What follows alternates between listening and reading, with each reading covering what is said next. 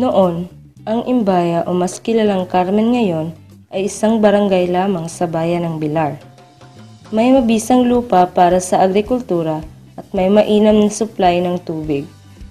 Sa kalayuan nito sa Bilar proper, ang mga opisyal nito ay humingi ng pahintulot na gawin itong isang bayan o lungsod. Pinahintulutan ito sa kondisyong magkaroon ito ng mahigit 1,000 taxpayers. Unang araw ng Marso, taong 1869, ganap na naging bayan din ang Carmen. At dahil nga sa impluwensya ng mga Espanyol, walang barangay dito sa Carmen ang walang santong patron at lahat ay nagdiriwang ng taon-taong kapistahan. Sumayaw, lumundag sa reggae. Ang barangay La Libertad. Dito ako isinilang. Ayon sa mga matatanda, ang lugar na to noon ay pawang damuhan lamang. Hanggang dumating ang Bunyaw Kinsmen na galing sa Luway. Sila ang unang tumayo ng maliit na kupunan dito. Namuhay at doon nila nalaman na ang lugar pala ay madalas din natamaan ng kidlat. Kaya bilang proteksyon,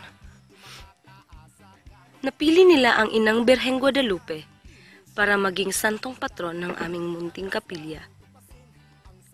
Sa kadahilanang ang mga deboto nito ay naproprotektahan sa mga natural na kalamidad.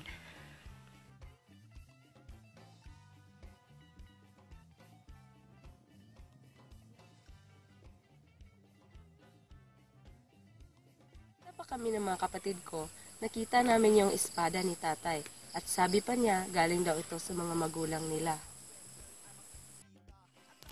Di na gano'n mo takot din siya.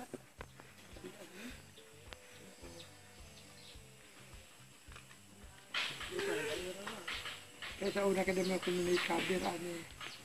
Ha? Di pa niyo mo ikuan.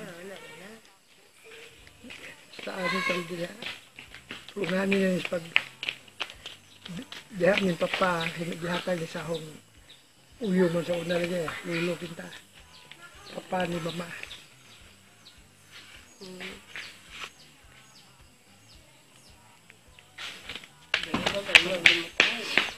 Suno? Natin ngayon ang kapatid ng tatay ko upang magbigay ng kaunting impormasyon patungkol sa espada.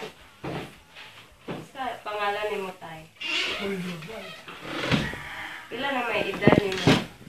Sa City ko, itong July 1. Ya, kanang katong espada, disa man to nakuha o kanas apa man to na kuan.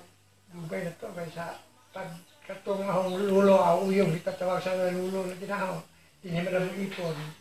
Idapin nila din niya, pagkadihatag naman kita pagka. Ya, ang katong espada gigamit pator kanang gi kuan na lang gi-preserve. Taguan na lang mo. Taguan. Salamat. Ayon kay Julio, ang espada niyon ay galing para sa lolo niya. Akalain niyo bang patuloy pa rin nila itong iningat-ingatan? Ang galing, di ba?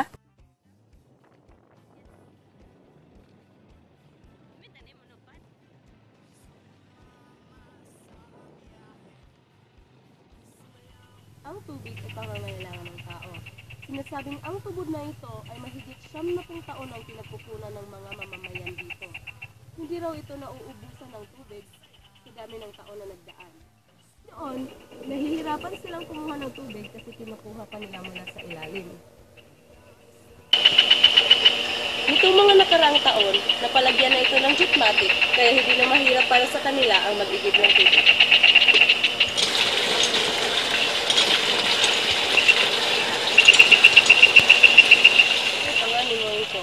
Diomedes, Inides. Ampasio. Pila na may edad mo? Karon, Oh. Kusinta na.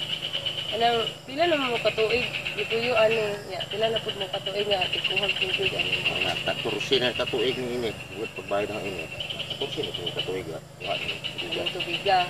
Ya, sa sige kung kuha ng tubiga ka ng na may problema. Sakang pagkuha og tubig, problema sa tubig yan.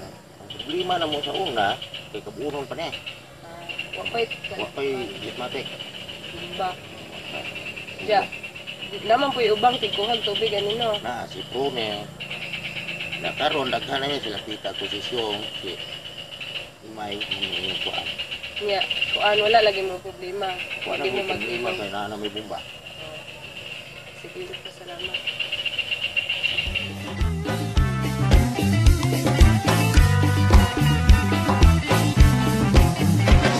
Sa Lubog River ay mamangka, ang tarsier din ay makikita, at tayo ay tumalon sabay sa agos ng tubig,